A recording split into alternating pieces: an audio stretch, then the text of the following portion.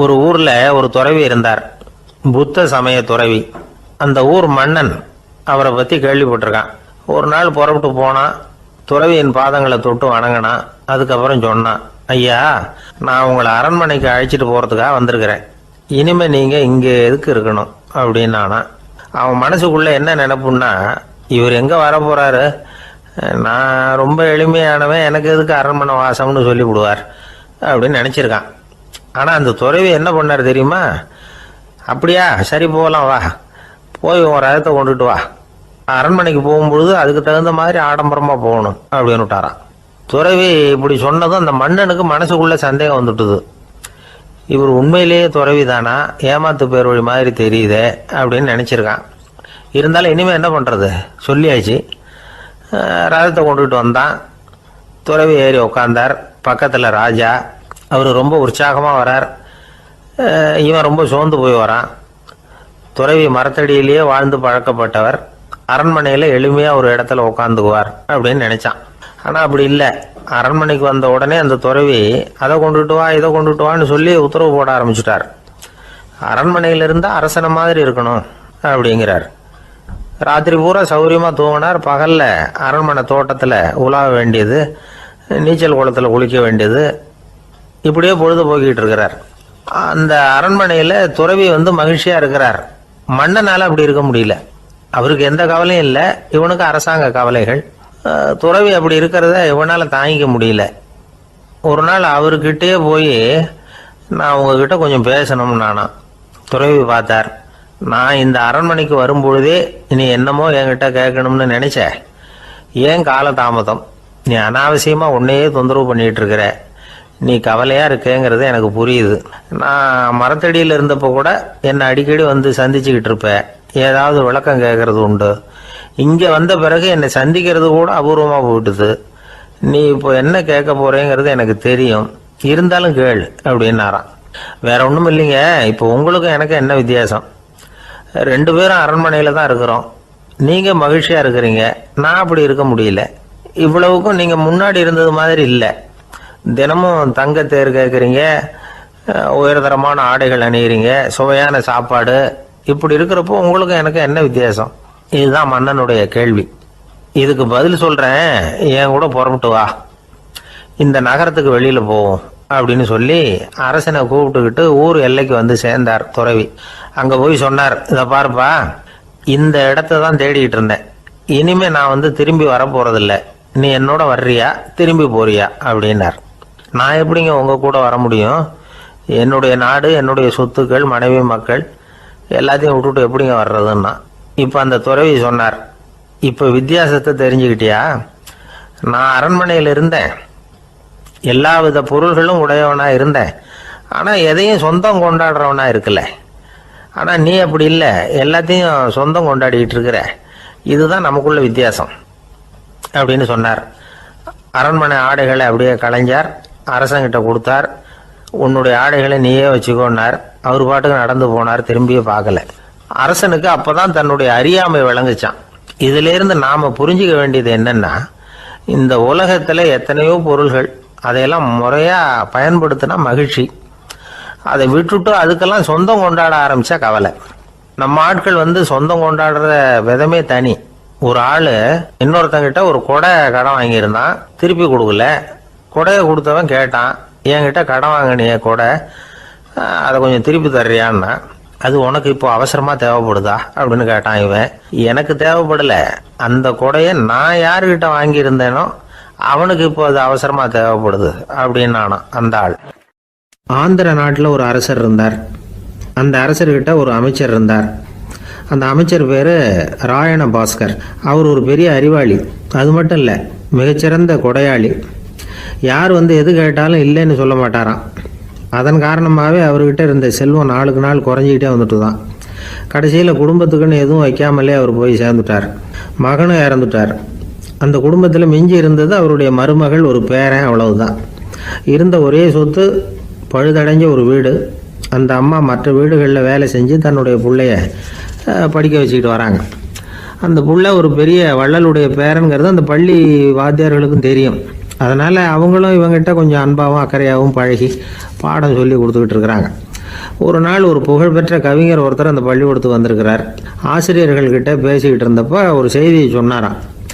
ராயண பாஸ்கருங்கிற வள்ளல் எனக்கு நிறைய உதவிகள் செஞ்சிருக்கார், என்னை பாராட்டி பரிசுகள்லாம் கொடுத்துருக்கிறார்.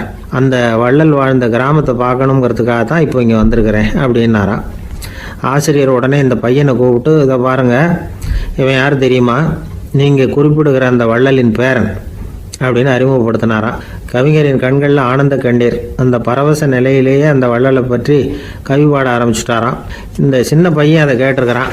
உடனே என்ன பண்ணான் தெரியுமோ, தன் கையில் அணிஞ்சிருந்த ஒரு பொன் வளையலை கழட்டி அந்த கவிஞருக்கு பரிசாக கொடுத்துட்டானான். எல்லாருக்கும் ஆச்சரியம். தாத்தா இருக்கும் நிலையில் கொடுத்தார், பேரன் இல்லாத நிலையிலையும் கொடுக்குறான். பையனை எல்லாரும் பாராட்டினாங்களாம். இருந்தாலும் அவனுக்குள்ள ஒரு பயம் எதுவும் ஆரம்பமாச்சு. பள்ளிக்கூடம் விட்டு வீட்டுக்கு வரும்பொழுது அந்த பயம் இன்னும் அதிகமாயிட்டுது. அம்மா என்ன சொல்லுவாங்களோ தெரியலையே, ஏதோ திடீர்னு தோணிச்சு வளையல கட்டி கொடுக்கணும்னு கொடுத்துட்டோம். குடும்பம் இருக்கிற நிலையில் இப்படி நான் செஞ்சது தப்பா, வீட்டு செலவுக்கே அம்மா எவ்வளவு கஷ்டப்படுறாங்க, வீட்டுக்கு போனதும் என்ன நடக்குமோ தெரியலையே அப்படின்னு நினச்சி பயந்துக்கிட்டே அவன் வீட்டுக்குள்ளே அடி எடுத்து வைக்கிறான். அம்மா கூப்பிட்டு சாப்பாடு போட்டாங்க. அவங்க கண்ணில் படக்கூடாதுங்கிறதுக்காக ஒரு கையை பின்னாடி மறைச்சிக்கிட்டே இருந்தான். அம்மா இதை கவனிச்சிட்டாங்க. ஏய், உன் கையை ஏன் அப்படி வச்சிருக்கிற, உன் கைக்கு என்னாச்சு, ஏதாவது அடிபட்டு போச்சா அப்படின்னு கேட்டுக்கிட்டே கையை எடுத்து பார்க்குறாங்க. வளையல காணலை. வளையல் எங்கே அப்படின்னு கேட்குறாங்க. இவன் தயங்கிக்கிட்டே நடந்ததை சொல்கிறான். அதை கேட்டதும் அந்த அம்மாவோட முகம் கோபத்தால் சவுந்து போச்சான். முட்டாளே, என்ன காரியம் பண்ண அப்படின்னு கன்னத்தில் அரைஞ்சிட்டாங்களாம்.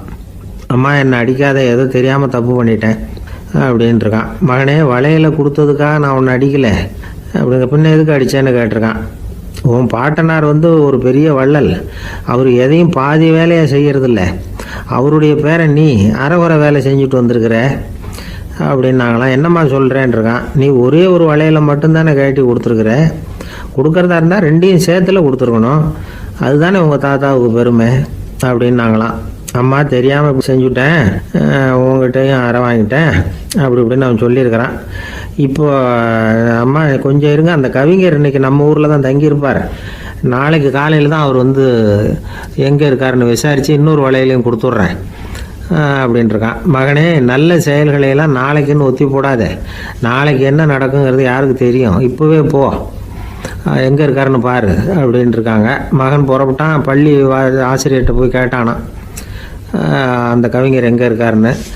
அவர் சொன்னாராம். உடனே போய் அவர் இருக்கிற இடத்துல கதவை தட்டியிருக்கான். ராத்திரி நேரத்தில் இவனை கண்டதும் அவருக்கு ரொம்ப ஆச்சரியம். இவன் இன்னொரு கை வளையலையும் எடுத்து நீட்டியிருக்கான். அவர் திகைச்சு போய் நிற்கிறார். அவரால் என்ன பண்ணுறதுன்னே தெரியல, ஆனந்த கண்ணீர். இது பெரியவர்கள் கூற கேட்ட ஒரு வரலாறு. இன்னைக்கு இப்படிப்பட்டவங்களை பார்க்க முடியுமா? வறுமை வள்ளல் தன்மையை ஒன்று செய்து விடாதுங்கிறதுக்கு இது ஒரு உதாரணம். ஒருத்தன் இன்னொருத்தனை பார்த்து கேட்டானா, எங்கள் தாத்தா உங்கள் தாத்தாவுக்கு 100 ரூபா கடன் கொடுத்துருக்கிறார், அதை எப்போ திருப்பி கொடுக்க போகிறேன்னு. கவலைப்படாத, எங்கள் பேரன் அதை உங்கள் பேரன்ட்ட திருப்பி கொடுத்துருவான் அப்படின்னு நானா அவன்.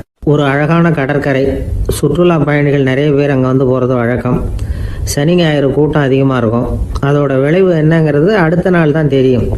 ஆமாம், அந்த கடற்கரையை சுத்தப்படுத்துகிற தொழிலாளிகள் திங்கட்கிழமை ரொம்ப சிரமப்படுவாங்க. சனி ஞாயிறு வந்த கூட்டம் கடற்கரை பூராவும் காலி ஐஸ்கிரீம் கப்புகளை வீசி எறிஞ்சிட்டு போயிருக்கும். ஆயிரக்கணக்கான கப்புகள் அங்கே பரவலாக கிடக்கும். அதையெல்லாம் பொறுக்கி எடுத்து சுத்தம் பண்ணி ஆகணும். இதனால் திங்கட்கிழமை வேலைக்கு வர்றதுக்கு எல்லோரும் பயப்படுவாங்க. அப்படி ஒரு நிலைமை. பல பேர் அன்னைக்கு லீவ் எடுத்துகிட்டு போயிடுறது வழக்கம். நமக்கு எதுக்கு இன்னைக்கு தொந்தரவுன்னு. இது ஒரு பெரிய பிரச்சனையாக இருந்தது. இதுக்கு என்ன பண்ணலாம் அப்படின்னு யோசனை பண்ணாங்க. ஒரு ஆலோசனை கூட்டத்துக்கு ஏற்பாடு பண்ணாங்களாம். அந்த நகர நிர்வாக அலுவலர்கள், பணியாளர்கள் எல்லாரும் அதில் கலந்துக்கிட்டாங்க. கூட்டம் ஆரம்பமாச்சு. ஆரம்பத்தில் சொன்னாங்க, இந்த பிரச்சனைக்கு ஒரு தீர்வு வேணும், என்ன பண்ணலாம், அதை முடிவு செய்கிறதுக்கு தான் இந்த கூட்டம். இதில் நீங்கள் செய்ய வேண்டியது என்னென்னா, உங்களுக்கு தோன்றுகிற யோசனை எதுவாக இருந்தாலும் சொல்லுங்கள், கொஞ்சம் கூட தயக்கம் வேண்டாம். நாம் சொல்கிற யோசனை ஈடுபடுமா படாதா அப்படின்லாம் யோசிக்க வேணாம். எல்லாருடைய யோசனைகளையும் அப்படியே பதிவு செய்துக்கிறோம். கடைசியாக அதிலேருந்து ஒரு சிறந்த யோசனையை தேர்வு பண்ணி அதை பயன்படுத்தலாம். இந்த சந்தர்ப்பத்தில் இன்னொரு முக்கியமான வேண்டுகோள், எவ்வளவு சாதாரணமான யோசனையாக இருந்தாலும் சரி, அது சொல்லும் பொழுது அடுத்தவங்க ஏளனம் செய்யக்கூடாது. இது ஒரு பெரிய யோசனையா அப்படின்னு சொல்லி எதையும் அலட்சியப்படுத்தக்கூடாது. இதுதான் அந்த கூட்டத்தின் ஆரம்பத்தில் செய்யப்பட்ட அறிவிப்பு. உடனே அந்த கூட்டத்தில் இருந்தவங்க ஆளுக்கு ஒரு யோசனை சொல்ல ஆரம்பித்தாங்க. ஒருத்தர் எழுந்திருச்சார். இங்கே வர்ற சுற்றுலா பயணிகள்கிட்ட ஆளுக்கு $10 ஒரு டெபாசிட் மாதிரி வைப்பு பணமாக வாங்கிக்கணும். காலி ஐஸ்கிரீம் கப்பை திருப்பி கொடுத்தா அந்த பணத்தை திருப்பி கொடுத்துடலாம். இப்படி ஒரு ஏற்பாடு பண்ணிட்டா கப்புகளை தேடி பொறுக்கிட்டு இருக்க வேண்டியதில்லை, எல்லாம் ஒரே இடத்துக்கு வந்து சேர்ந்துடும். அப்படியே நாம் வந்து தூக்கிட்டு போய் ஒரு இடத்துல கொட்டி விடலாம் அப்படின்னாரு. இன்னொருத்தர் எழுந்திரிச்சார், கப்பை வந்து கீழே போட்டால் $50 அபராதம் அப்படின்னு அங்கங்கே போர்டு எழுதி வச்சுடலாம். கப்புகளை போடுறதுக்கு அங்கங்கே பெரிய கூடைகளை வச்சுடலாம். நாம் சாவகாசமாக அந்த கூடைகளை சேகரம் பண்ணிக்கலாம் அப்படின்னாராம். இன்னொருத்தர் எழுந்திரிச்சு கொஞ்சம் கோபமாக பேசினார். கப்புகளை வந்து அவங்க வாயிலேயே திணிச்சு விடணும், அதுகளை முன்னு சாப்பிட்டு பார்த்தா தான் தெரியும் அது எவ்வளவு கஷ்டங்கிறது அப்படின்னு ரொம்ப கடுமையாக பேசியிருக்காரு. இது வேடிக்கையாக தெரிஞ்சாலும் இந்த யோசனையும் பதிவு செஞ்சுக்கிட்டாங்களாம். இப்படி பல யோசனைகள். கடைசியாக எல்லாத்தையும் படித்து பார்த்துட்டு பரிசீலனை பண்ணாங்க. அப்புறம் தான் யோசனை வந்தது, இவர் வேடிக்கையாக சொன்னது கப்புகளை அவங்கவுங்க வாயிலே திணிச்சு சாப்பிட சொல்லணும், அதுதான் தண்டனைன்னார்ல. ஏன் அப்படி சாப்பிட்றது மாதிரியே கப்புகளை தயார் பண்ண என்ன அப்படின்னு சிந்திக்க ஆரம்பித்தாங்களாம். ஆகா, அதுதான் சரின்னு ஒரு முடிவுக்கு வந்தாங்க. அதுலேருந்து உருவானது தான் இந்த வேஃபர் கப்ஸ். ஐஸ்கிரீமை சாப்பிட்டு முடிச்சதும் கப்பையும் சாப்பிட்டுடலாம். கோன் ஐஸ்கிரீம் சாப்பிட்றோம்ல, அதுதான். அமெரிக்காவில் மியாமி கடற்கரையில் ரொம்ப காலமாக இருந்துக்கிட்டு வந்த குப்பை பிரச்சனைக்கு இப்படி தான் ஒரு தீர்வு வந்துதான். இதுலேருந்து நாம் புரிஞ்சிக்க வேண்டியது என்னென்னா, நாம் அன்றாட எத்தனையோ பிரச்சனைகளை சந்திக்கிறோம், அதுக்கெல்லாம் தீர்வு உண்டு. அது எங்கே ஒளிஞ்சிருக்குன்னு கண்டுபிடிக்கணும். அந்த அந்த யோசனையையும் நல்லா தீவிரமாக யோசிக்கணும். யார் என்ன யோசனை சொன்னாலும் அதை வந்து அலட்சியப்படுத்தக்கூடாது, அக்கறையோடு கவனிக்கணும், அதை யோசித்து பார்க்கணும். ஒரு அம்மா தன்னோட வீட்டுக்காரரை ஒரு மனநல மருத்துவர்கிட்ட அழைச்சிட்டு வந்தாங்களாம். டாக்டர், இவருக்கு கோன் ஐஸ்கிரீம் பிடிக்கல, பேப்பர் கப்பில் இருக்கிற ஐஸ்கிரீம் தான் வேணும்னு அடம் பிடிக்கிறார் அப்படின்னாங்களாம். அது ஒன்றும் தப்பு இல்லையேன்னாராம் டாக்டர். இதுக்கு அந்த அம்மா சொன்னாங்களாம், இவர் கப்பு ஐஸ்கிரீம் வாங்குறதுல தப்பு இல்லை டாக்டர், பிரச்சனை அது இல்லை. அப்புறம் வேறு என்னென்னு கேட்டிருக்காரு. வாங்கினதும் ஐஸ்கிரீமை கீழே கொட்டிவிட்டு அந்த பேப்பர் கப்பை மட்டும் விரும்பி சாப்பிட்றார், அதனால தான் உங்ககிட்ட அழைச்சிட்டு வந்தேன் அப்படின்னாங்களாம். ஒரு வயசான அம்மா தெரு வழியாக போயிட்டு இருந்தாங்க. அவங்க கையில் எண்ணத்தையோ வச்சுக்கிட்டு அதை அடிக்கடி பார்த்துக்கிட்டே இருந்தாங்க. ஒருத்தன் மெதுவாக அவங்கக்கிட்ட போய் கையில் இருக்கிறது என்ன அப்படின்னு எட்டி பார்த்தா அவங்க கையில் 4 பல் இருந்துதான். இவன் ஆச்சரியமாக அந்த அம்மாவை பார்த்தான். ஏம்மா, உனக்கு என்ன பைத்தியமா, ஏது இந்த பல்லு, இதை என்னத்துக்காக கையில் வச்சுக்கிட்டு அலைஞ்சிக்கிட்டு இருக்கிற அப்படின்னு கேட்டிருக்கான். அதுக்கு அந்த அம்மா விவரம் சொல்ல ஆரம்பித்தாங்களாம். இதை பாருப்பா, எனக்கு ஒரு மகன் இருந்தான், அவனை ரொம்ப செல்லமாக வளர்த்தேன். அவனை தரையிலேயே நடக்க விடுறதில்ல, எப்பவும் தூக்கி வச்சுக்கிட்டு இருப்பேன். அவன் நல்லா பெரியவனாகி பள்ளிக்கூடம் போகிறப்ப கூட அவன் புஸ்தக மூட்டையை நான் தான் சுமந்துக்கிட்டு போவேன். பார்க்குறவங்க கூட கேலி பண்ணுவாங்க, ஏம்மா படிக்க போகிறது நீயா உன் பிள்ளையான்னு கேட்பாங்க. அவன் இன்னைக்கு எவ்வளவோ பெரிய மனுஷன் ஆகிட்டான், வெளிநாட்டில் பெரிய உத்தியோகத்தில் இருக்கான். சமீபத்தில் இங்கே வந்துட்டு போனான். ஒரு நாள் ஏதோ கோபத்தில் என்ன அரைஞ்சுட்டான். அப்போ இந்த 4 பல்லும் கீழே விழுந்துட்டுது. இன்னமும் கூட விழுந்திருக்கும், ஆனால் பல்லு தான் இல்லை. என் புள்ள அரைஞ்சதுனால விழுந்த பல்லு இல்லையா அது, அதனால் இதை எப்பவும் என் கையிலேயே வச்சுக்கிட்டு ஆசையோடு பார்த்துக்கிட்டு இருக்கிறேன். அவன் தான் வெளிநாட்டுக்கு போட்டான், அவனை பார்க்க முடியாத ஏக்கத்தை நான் இந்த பல்லை பார்த்து போக்கிக்கிறேன் அப்படின்னு நாங்களாம் அந்த அம்மா. இந்த கதை எதுக்காகன்னா, தாய் அன்பு அப்படிங்கிறது எப்படிப்பட்டதுங்கிறத புரிஞ்சுக்கிறதுக்காக. கல்யாணம் ஆனதுக்கு அப்புறம் தாயை மறந்து விடுறவங்க எத்தனை பேர் இந்த உலகத்தில், அவங்க காதில் வேணுங்கிறதுக்காக தான் இந்த தகவல். ஆனால் ஒரு விஷயம் மட்டும் நல்லா புரிஞ்சுக்கணும், தாயை மதிக்க தெரிஞ்சவங்க தான் இன்றைக்கி வந்து வாழ்க்கையில் எல்லா விதத்துலேயும் முன்னுக்கு வந்திருக்கிறாங்க. வேணும்னா விசாரித்து பார்த்துக்குங்க. இன்னொரு அம்மா இருந்தாங்க, அவங்க தினமும் ஒரு கோயிலுக்கு வருவாங்க. சாமியை பார்த்து, கடவுளே நான் இறந்து போனால் நரகத்துக்கு போகணும் அப்படின்னு வேண்டிக்குவாங்களாம். எல்லோரும் சொர்க்கத்துக்கு போகணும்னு தானே கடவுள்கிட்ட வேண்டிக்குவாங்க. இந்த அம்மா தினம் வந்து நான் நரகத்துக்கு போகணும் அப்படின்னு வேண்டிக்கிறாங்க. அங்கேருந்து அர்ச்சகருக்கு இது சந்தேகம். ஒரு நாள் அதை நேரடியாகவே அவங்கக்கிட்ட கேட்டுவிட்டார். அதுக்கு அந்த அம்மா பதில் சொன்னாங்களாம், ஐயா, எனக்கு கல்யாணம் ஆகி ரொம்ப நாள் வரைக்கும் குழந்தை பாக்கியம் இல்லாமல் இருந்தது. கோயில் குளம் எல்லாம் சுற்றி வந்தேன். ரொம்ப நாள் கழித்து ஒரு குழந்தை பிறந்தது, ஆண் குழந்தை. அவனை நான் ரொம்ப செல்லம் கொடுத்து வளர்த்தேன். அதோட விளைவு என்ன ஆச்சுன்னா, அவன் ரொம்ப மோசமாக ஆயிட்டான். கெட்ட பழக்க வழக்கம்லாம் கற்றுக்கிட்டான். அவன் இறந்து போனால் நிச்சயம் அவனுக்கு நரகம்தான் கிடைக்கும். அந்த அளவுக்கு கெட்டவன் அவன்.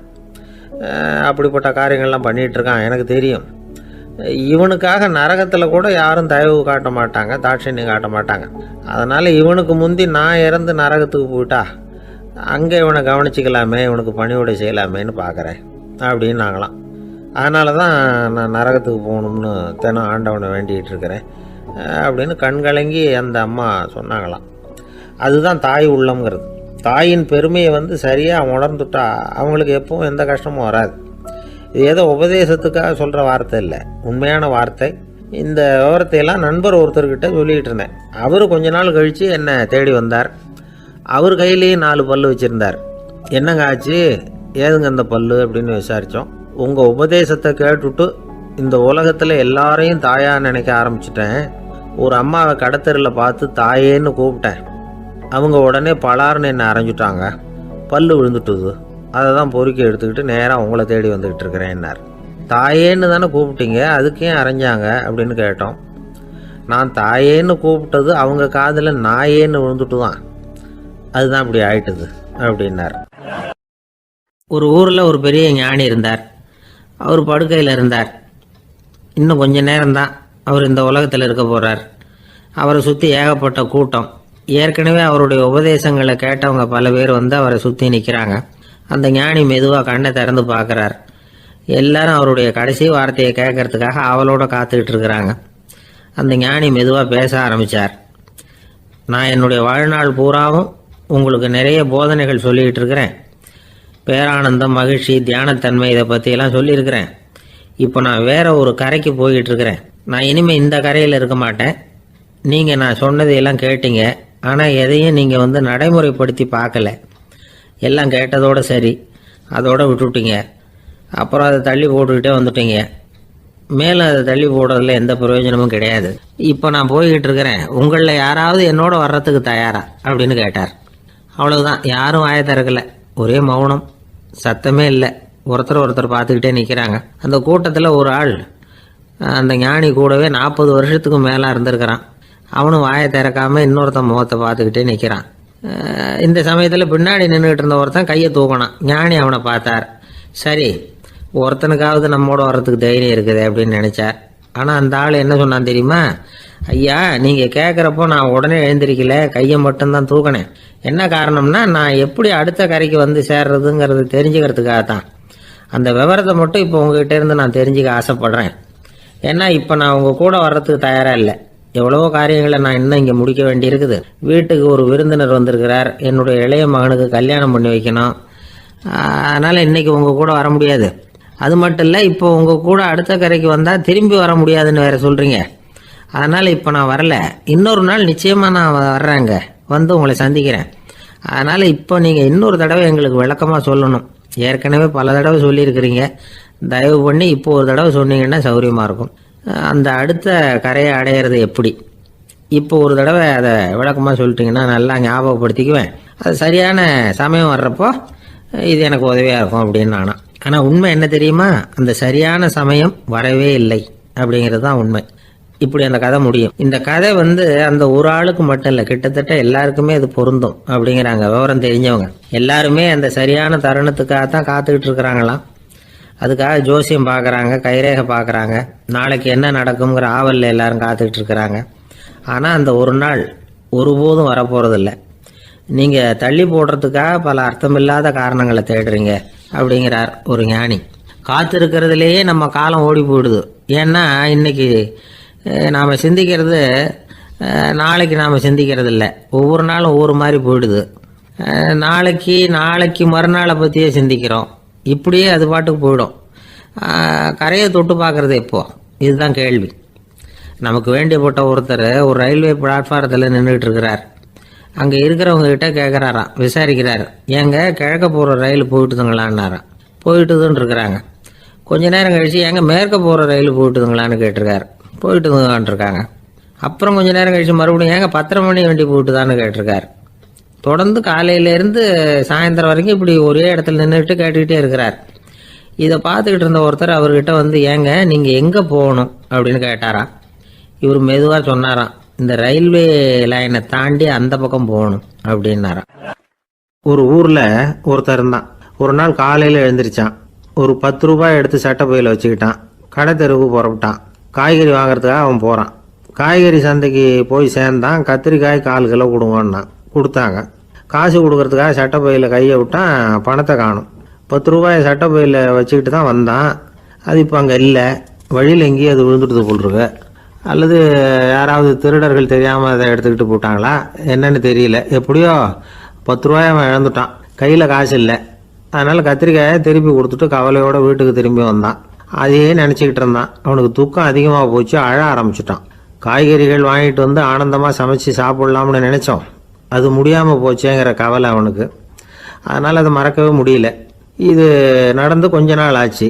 அதே மனுஷன் இன்னொரு நாள் அதே மாதிரி புறப்பட்டான். பணத்தை எடுத்து பையில் வச்சுக்கிட்டான்.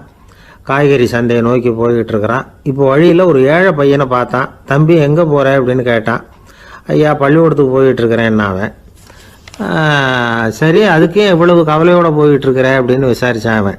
ஐயா நான் ரொம்ப ஏழை, வீட்டில் வசதி இல்லை, பரீட்சைக்கு பணம் கட்டணும், இன்றைக்கி கடைசி நாள், என்ன செய்கிறதுன்னு தெரியலன்னா. இவன் பார்த்தான். தாங்கிட்ட இருக்கிற பணத்தை எடுத்து அந்த பையன்கிட்ட கொடுத்தான். இதை வச்சுக்கோ, உடனே பணத்தை கட்டு, நல்லா படி, பரீட்சை எழுது அப்படின்னு சொல்லிவிட்டு திரும்பி வந்துட்டான்.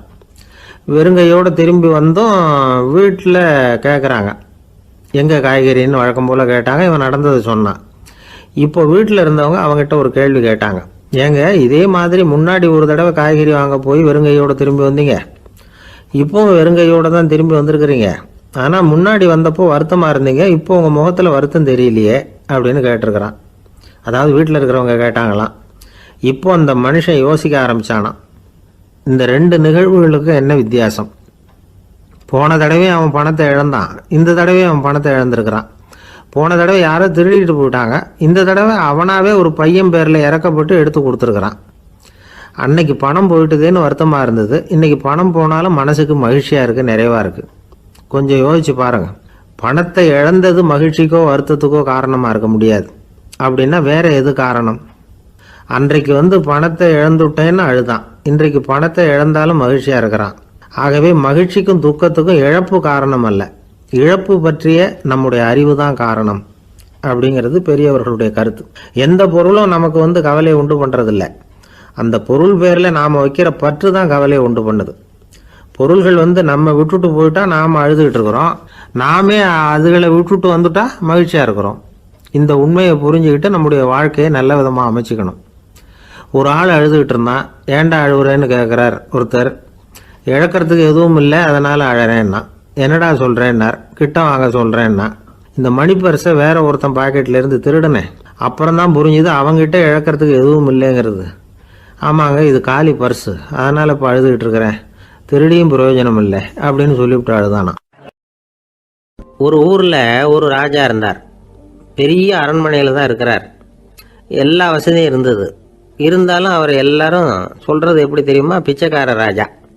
அப்படி ஒரு பேர் அவருக்கு நிலச்சி போச்சு. ஜனங்களும் சரி, மற்ற தேசங்களில் உள்ளவங்களும் சரி, அவர் அந்த பேர் சொல்லியே குறிப்பிடுறது வழக்கமாக போட்டுது. இது அவருக்கு ரொம்ப கவலையாக போச்சு. என்ன இது, நம்மளை தேடி வர்றவங்களுக்கெல்லாம் நாம் சோறு போடுறோம், நம்ம புகழ்ந்து பாடல் ஏற்றி கொண்டு வர்ற புலவர்களுக்கெல்லாம் அவங்க எப்படி வந்தாலும் ஒருவேளை சோறு போடணுங்கிறது உத்தரவு. இவ்வளவுலாம் செஞ்சும் நம்மளை போய் பிச்சைக்கார ராஜான்னு எல்லாரும் சொல்கிறாங்களே, அது ஏன், எதுக்காக இப்படி சொல்கிறாங்க? இதுதான் ராஜாவுக்கு குழப்பம். சரி, இதை பற்றி நம்ம அமைச்சர்கள்கிட்ட கேட்கலாமா அப்படின்னு யோசனை பண்ணார்.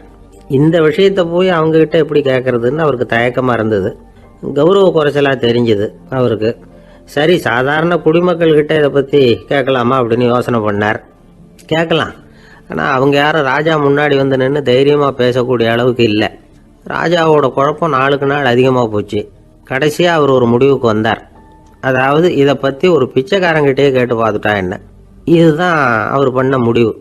உடனே மாறு வேஷம் போட்டுக்கிட்டு நகர்வலம் போனார். ஒரு பிச்சைக்காரனை கண்டுபிடிச்சார். இதை பாருப்பா, நம்ம ராஜாவை எல்லாரும் பிச்சைக்கார ராஜான்னே சொல்கிறாங்களே, அதுக்கு என்ன காரணமாக இருக்கும் அப்படின்னு கேட்டார். அதுக்கு அவன் சொல்கிறான், இதுக்கான பதிலை இன்னும் ஒரு 30 நாளில் சொல்கிறேன் அப்படின்னா. உடனே இவருக்கு சந்தோஷம். உண்மையை அவங்ககிட்ட சொன்னார். நான் வேற யாரும் இல்லை, நான் தான் இந்த நாட்டு ராஜா. இப்போ நீ என் கூடவே வந்துடு, அரண்மனையிலேயே தங்கிக்கோ, 30 நாள் கழித்து எனக்கு பதில் சொல்லிவிட்டு அதுக்கப்புறமா நீ போகலாம் அப்படின்னு சொல்லி அழைச்சிட்டு வந்துட்டார். அரண்மனையில் ஒரு மூலையில் அவன் தங்கறதுக்கு இடம் கொடுத்தார். தினம் 2 வேளையும் இவனுக்கு சோறு போடுங்க அப்படின்னு உத்தரவு போட்டார். ராஜா கொடுத்த இடத்துல போய் உக்காந்துக்கிட்டான் அந்த பிச்சைக்காரன். தினமும் அந்த அரண்மனையில் நடக்கிறதையெல்லாம் கவனிச்சிக்கிட்டு வந்தான். வேளைக்கு சாப்பாடு வரும், சாப்பிட்டுக்கிட்டு இருக்கான். இப்படி 30 நாள் முடிஞ்சுது. ராஜா வந்தார். என்ன, என்னோட கேள்விக்கு பதில் என்னன்னு கண்டுபிடிச்சிட்டியான்னார். கண்டுபிடிச்சிட்டேன்னா. என்ன எல்லாரும் பிச்சைக்கார ராஜான்னு சொல்கிறாங்களே, அது நியாயமாக படுதா உனக்குன்னு கேட்டார். நியாயமாக தான் படுது, சந்தேகம் இல்லாமல் நீங்கள் பிச்சைக்கார ராஜா தான். என்னதான் நீங்கள் வசதியோடவும் படைபலத்தோடவும் இருந்தால் கூட நீங்கள் எங்கள் வர்க்கத்தை சேர்ந்த ஆசாமி தான் அப்படின்னு அடித்து சொல்லிவிட்டான் அந்த ஆள். ஏனால் அப்படி சொல்கிறேன்னு கேட்டார் இவர். அரசே, ஒரு உண்மையை கண்டுபிடிச்சி சொல்கிறதா நான் உங்ககிட்ட சொன்னேன். நீங்கள் ராஜ பரம்பரைன்னா உடனே உங்கள் கழுத்தில் கிடக்கிற முத்து மாலையை கழட்டி பரிசாக கொடுத்துருப்பீங்க, பொண்ணையும் மணியையும் கொடுத்துருப்பீங்க. ஆனால் நீங்கள் அப்படி செய்யலை. என்னை ஒரு மூலையில் உட்கார வச்சு 2 வேளை சோறு போட சொன்னீங்க. உங்களை தேடி யார் வந்தாலும், யார் பாராட்டி பேசினாலும் அல்லது பிரச்சனைகளை சொன்னாலும் நீங்கள் செய்கிற ஒரே காரியம் சோறு போடுறது தான். பிச்சைக்காரனுக்கு சோறு மட்டும்தான் உலகம். உங்கள் விஷயத்திலையும் நீங்கள் அப்படி தான் நினைக்கிறதாக தெரியுது. நல்லா கவனிங்க. எந்த ஒரு பிரச்சனைக்கும் சோறு தான் முடிவுன்னு நினைக்கிறீங்க பாருங்கள். நீங்கள் சந்தேகமில்லாத எங்களை சேர்ந்த ஆளு தான் அப்படின்னு விட்டான் அந்த பிச்சைக்காரன். அதுக்கப்புறம் தான் அந்த ராஜா தன்னுடைய தவறுகளை எல்லாம் தேர்த்திக்கிட்டாராம். பசின்னு வர்றவங்களுக்கு சோறு தான் போடணும், அது தப்பு இல்லை. பாராட்ட வர்றவங்களுக்கெல்லாம் சோத்தையே போட்டு அனுப்புனா இப்படி தான் பேர் வரும். எனக்கு தெரிஞ்ச ஒருத்தர் தினமும் யாராவது ஒருத்தரை தன் வீட்டுக்கு அழைச்சிட்டு போவார், சாப்பாடு போட்டு அனுப்புவார். முன்னறிவிப்பு இல்லாமல் திடீர்னு ஒரு விருந்தாளியோட வீட்டில் போய் இவர் நிற்கிறது வழக்கம். அந்த அம்மாவும் இவருக்காக தயார் பண்ணி வச்சிருந்ததை இவர் அழைச்சிட்டு வந்திருக்கிற விருந்தாளிக்கு போட்டுருவாங்க. விருந்தாளி சாப்பிட்டுட்டு போனதுக்கப்புறம் இவர் மனைவி கிட்ட உனக்கு சிரமம் வேணாம் அப்படின்னு சொல்லிவிட்டு பக்கத்தில் உள்ள ஒரு ஹோட்டலுக்கு போய் காசு கொடுத்து சாப்பிட்டுட்டு வந்துடுவார். பல நாள் இப்படி நடக்கும். ஒரு நாள் அவரை தனியாக கூப்பிட்டுக்கிட்டு போய் ஏன் இப்படி பண்ணுறீங்கன்னு கேட்டோம். அதுக்கு அவர் சொல்கிறாரு, எங்கள் வீட்டு சாப்பாட்டிலேருந்து தப்பிக்கிறதுக்கு எனக்கு வேறு வழி எதுவும் தெரியல சார், அதனால தான் இப்படி பண்ணிகிட்டு இருக்கிறேன் அப்படின்னார் ரொம்ப பரிதாபமாக. எனக்கு ஒரு உதவி செய்யணும் அப்படின்னு நம்மளை பார்த்து ஒருத்தர் கேட்குறாருன்னு வச்சுங்களேன், உடனே நாம் அவரை பார்த்து என்ன உதவின்னு கேட்போம். இதுதான் சராசரி மனிதர்களின் இயல்பு. ஆனால் ஒருத்தர் எனக்கு ஒரு உதவி செய்யணும் அப்படின்னு கேட்ட உடனே என்ன உதவின்னு கூட கேட்காம சரி செய்கிறேன் அப்படின்னு ஒத்துக்கிறது இருக்கு பாருங்கள், அது கொஞ்சம் அபூர்வம். அந்த காலத்தில் ஒருத்தர் இருந்தார். அவர் எப்படி தெரியுமா, உதவி கேட்குறவங்க நல்லவங்களா கெட்டவங்களா அப்படின்னு கூட பார்க்கல, தனக்கு நன்மையா தீமையா அப்படின்னு கூட பார்க்கல, உதவி செய்கிறேன்னு புறப்பட்டு விட்டார். அவர் யார் தெரியுமா, அவர் தான் நல சக்கரவர்த்தி. அவர் மாதிரி நாமும் உதவி கேட்குறவங்களுக்கு உடனே உதவி செய்கிறதுக்கு தயாராக இருக்கணும் அப்படின்னு சொன்னார் ஒரு ஆன்மீக பேச்சாளர். நல சரித்திரத்தை அவர் சொல்லிக்கிட்டு இருந்தார். இந்திரன், அக்னி, வருணன், யமன் இவங்க 4 பேரும் நலனை பார்த்து எங்களுக்கு நீ உதவி செய்யணும், எங்களுக்காக நீ தூது போகணும் அப்படின்னு கேட்குறாங்க. யாருக்கிட்ட தூது போகணும், என்ன காரியத்துக்காக போகணும் அப்படின்னு கேட்கணும்ல. நலன் அப்படி கேட்கவே இல்லை, உடனே சரின்னு ஒத்துக்கிறான். அதுக்கப்புறம் அவங்க விவரம் சொல்கிறாங்க, என்ன உதவி, யாருக்கிட்ட தூது போகணும் அப்படிங்கிற விவரத்தை சொல்கிறாங்க. நலனுக்கும் அப்புறம்தான் புரியுது, எந்த தமயந்தியை இவன் காதலிச்சானோ, எந்த தமயந்தின் சுயமரத்துக்காக இவன் போய்கிட்டு இருக்கிறானோ அந்த தமயந்தியை பார்த்து தங்களுக்காக அவகிட்ட வாதாடணும், பேசணும், தங்களில் ஒருத்தரை கல்யாணம் பண்ணிக்கும்படியாக கேட்கணும் அப்படின்னு அவங்க 4 பேரும் நலன்கிட்ட கேட்குறாங்க. இதை கேட்டதும் நலன் கொஞ்சம் கூட முகம் சுளிக்கலை, பதட்டப்படலை. நேராக தமயந்தி கிட்ட போகிறான். இந்திரன், அக்னி, வருணன், யமன் இவங்களோட சிறப்புகளை எடுத்து சொல்கிறான். இவங்களில் ஒருத்தரை கல்யாணம் பண்ணிக்கலாம் அப்படின்னு சொல்லி கேட்டுக்கிறான். ஆனால் இதுக்கு தமயந்தி சம்மதிக்கலை. சுயம்பரம் நடக்குது, அவள் நலனை தேர்ந்தெடுக்கிறாள். அந்த 4 பேரும் நலனுக்கு நிறைய வரங்கள்லாம் கொடுக்குறாங்க. அதுக்கப்புறம் இப்படி போகுது கதை. இதில் நாம் கவனிக்க வேண்டியது என்னென்னா, உதவின்னு கேட்ட உடனே என்ன உதவின்னு கேட்காம சரி செய்கிறேன்னு சொன்னான் பாருங்கள், அதை கொஞ்சம் சிந்திக்கணும். செய்கிறேன்னு ஒத்துக்கிட்டதுக்கு அப்புறம் அது என்ன உதவின்னு தெரிஞ்சும் முகம் சுளிக்காமல் அதை செஞ்சான் பாருங்கள், அதையும் கொஞ்சம் சிந்திக்கணும். நம்மளால் ஒருத்தன் ஒரு நண்பனை தேடி போனால் எனக்கு ஒரு உதவின்னா சரி சொல்லுன்னா, இப்போ உங்ககிட்ட 2 கார் இருந்தால் என்ன பண்ணுவேன்னா உடனே அதில் ஒன்று உங்ககிட்ட கொடுத்துருவேன்னா, அவன் உங்ககிட்ட 2 பங்களா இருந்தால் என்ன பண்ணுவேன்னா அதில் ஒன்று உங்ககிட்ட கொடுத்துருவேன்னா, உங்ககிட்ட 2 பேனா இருந்தால் என்ன பண்ணுவேன்னா அதில் ஒரு பேனாவே உங்ககிட்ட கொடுக்க மாட்டேன்னா அவன். ஏன்டா அப்படி சொல்கிறேன்னா, ஏன்னா இப்போ நிஜமாகவே என்கிட்ட 2 பேனா இருக்குது, அதனால் அப்படி சொல்கிறேன் அப்படின்னு நானா அவன். ஒரு ஊரில் ஒரு ராஜா இருந்தார். அந்த ராஜாவுக்கு ஒரு மந்திரி. ராஜா ரொம்ப நியாயமானவர், நேர்மையானவர், கண்டிப்பானவர். தப்பு செய்கிறது யாராக இருந்தாலும் தண்டனை கொடுப்பார். வேண்டியவங்களுக்கு ஒரு நியாயம், வேண்டாதவங்களுக்கு ஒரு நியாயங்கிறதெல்லாம் அவர்கிட்ட கிடையாது. ஒரு சமயம் அரசவையில் அந்த அமைச்சரே விதிமுறைகளுக்கு புறம்பா ஏதோ நடந்துகிட்டு இருக்கார். மன்னருக்கு கோபம் வந்துட்டுது. உடனே அந்த அமைச்சரை கிட்டத்தில் கூப்பிட்டு அவர் கன்னத்தில் ஓங்கி ஒரு அறை கொடுத்துட்டாராம். உடனே அந்த அமைச்சர் என்ன பண்ணார் தெரியுமா? நேராக போனார். அங்கே நின்றுகிட்டு இருந்த இன்னொருத்தர் கன்னத்தில் ஓங்கி அரைஞ்சார். அறை வாங்கினவர் திகைச்சு போயிட்டார். இவர் ஏன் நம்மளை வந்து அரைகிறார் அப்படின்னு யோசனை பண்ணார். மன்னரும் திகைச்சு போயிட்டார். நாம இவரை அரைஞ்சா அதுக்காக இவர் போய் இன்னொருத்தரை அரையணுமா அப்படின்னு யோசனை பண்ணார். இவருக்கு என்ன பைத்தியமானு கூட நினைக்க ஆரம்பிச்சுட்டார். ஆனால் என்ன ஆச்சுன்னா, அப்புறம் அமைச்சர் அவர் கவனிச்சுக்கிட்டு இருந்தாரா, அவர் இன்னொருத்தர் அரைஞ்சார் இல்லையா, அந்த அறை வாங்கின ஆசாமியை பார்த்து கத்திக்கிட்டு இருந்தார். யார்? அமைச்சர். ஏன்பா என்கிட்ட அறையை வாங்கிட்டு இப்படி விவரம் இல்லாமல் நின்றுட்டு இருக்கிறிய, நான் உனக்கு கொடுத்ததை நீ வேற யாருக்கிட்டையாவது கொடுத்துரு அப்படின்னார். உடனே அந்த ஆள் பார்த்தான், தனக்கு அடுத்தபடியாக நின்றுக்கிட்டு இருந்தவனை ஓங்கி ஒரு அறை அரைஞ்சான். அவன் கன்னத்தை தடவிட்டே யோசனை பண்ணான். இது ஏதோ புரிஞ்சுக்கிட்ட மாதிரி அடுத்தாப்புல நின்றுக்கிட்டு இருந்தவனை அரைஞ்சான். இப்படி இந்த அறை வந்து மாறி மாறி போய்கிட்டே இருக்குது. ஊரு பூரா பிரயாணம் பண்ண ஆரம்பிச்சுட்டுது. அன்னைக்கு ராத்திரி அந்த ராஜா படுக்கிறதுக்காக போனார். அந்த நேரம் பார்த்து அவர் கன்னத்தில் பலார்னு ஒரு அறை விழுந்தது. நம்மளே அரையிறது யாரு அப்படின்னு அதிர்ச்சியோட மன்னர் திரும்பி பார்க்குறாரு. அரைஞ்சது அவரோட மனைவி. என்னாச்சு உனக்குன்னு கத்துனார் ராஜா. உங்களுக்கு தெரியாதா, ஊர் பூரா ஒருத்தர் மாற்றி ஒருத்தர் மூலமாக இந்த அறை வந்து பிரயாணம் பண்ணிட்டு வருது அப்படின்னாங்க அந்த அம்மா. அப்படின்னா ஆரம்பித்த இடத்துக்கே வந்துட்டுதா அப்படின்னாராம் மன்னர். என்ன சொல்கிறீங்கன்னு கேட்டிருக்காங்க. இவர் விவரத்தை சொன்னாராம். அப்படின்னா நீங்கள் ஆரம்பித்து வச்ச இந்த விளையாட்டை நான் முடிச்சு வச்சுட்டேன் அப்படின்னாங்களாம் அந்த அம்மா. மறுநாள் காலை மறுபடியும் அரசவை கூடிச்சு அந்த அமைச்சர் மன்னரை பார்த்து கேட்டார். என்ன மகாராஜா, என்கிட்ட கொடுத்ததை திருப்பி வாங்கிட்டீங்களா அப்படின்னாராம். இப்படி நடக்கும்னு நான் எதிர்பார்க்கவே இல்லைன்னார் மன்னர். ஆனால் நான் எதிர்பார்த்தேன். அது எங்கே போயிட போகுது, ஊர் பூரா சுற்றி கடைசியில் உங்ககிட்ட தான் வந்து சேரும் அப்படிங்கிறது எனக்கு தெரியும் அப்படின்னார் அமைச்சர். இந்த கதை வந்து வேடிக்கையாக இருந்தால் கூட இதில் உள்ள கருத்து முக்கியமானது. இந்த உலகத்தில் பல கருத்துக்கள் இப்படி தான் மாறி மாறி சுற்றி வந்துக்கிட்டே இருக்குது. நம்மால் ஒருத்தன் தன்னுடைய நண்பன் ஒருத்தனை கடத்தரில் பார்த்தான். உடனே ஓடி போய் பலார்னு ஒரு அறை கொடுத்தானா. அவன் கன்னத்தை தடவிட்டு ஏன்டா என்ன அரைஞ்சேன்னு கேட்டிருக்கான். நீ ஏன்டா என்ன முட்டாள்னு என் மனைவிட்ட போய் சொன்னேன் அப்படின்ட்டுருக்கான் அவன். உன்னை ஒரு முட்டாள்னு சொன்னதுக்காகவா நீ என்ன அரைஞ்ச அப்படின்னு கேட்டிருக்கான் இவன். டேய், நான் அதுக்காக அறையலப்பா, அது ஒரு பெரிய ரகசியம். நான் முட்டாளுங்கிறது அந்த ரகசியம்